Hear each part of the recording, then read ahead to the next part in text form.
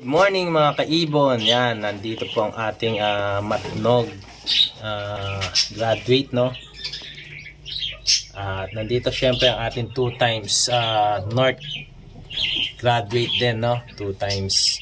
So ngayon po nagkaroon na po sila ng itlog. Syempre pinili po natin. Tips ko lang po, no, kung gusto niyo po makapag-produce ng maraming ganitong bloodline katulad ng bloodline po na sa inyo, may suggestion po ako kung paano po natin mapapabilis ang pag-breed, no? So, syempre, hindi naman po makakapag-breed kung isa lang.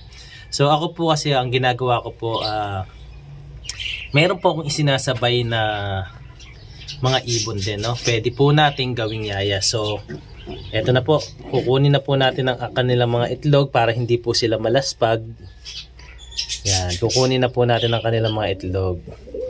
Siyempre, para mabuhay itong itlog, ilalagay po natin sila sa ibang nangingitlog, sa ibang naglilimlim, no, para mapabilis ang ating pagbe-breed. So, dito po meron po akong yaya. Yan, gagawin ko lang muna silang yaya. Ating mga off color. So, itong itlog na to, ipapalit natin. Palit muna tayo, palit.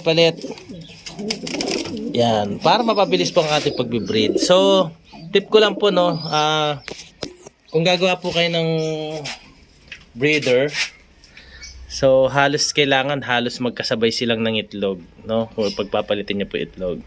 So, ito po, pag napisa po yan, anak po yan ng ating North and South na ibon, no. So, yan yung graduate natin ng matnog 1, matnog 2. So, hindi lamang po siya na straight clacking, no, nagkabutas po siya. So, sayang po, naka superset po sa metro. At syempre ang ating baseline, no, ito pong checkered na to, 2 times po nating napag-graduate ng North, no.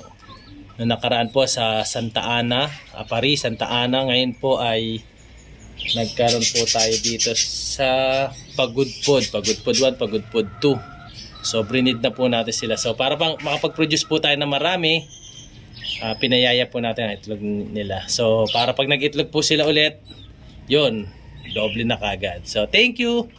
Salamat sa inyo mga kaibon.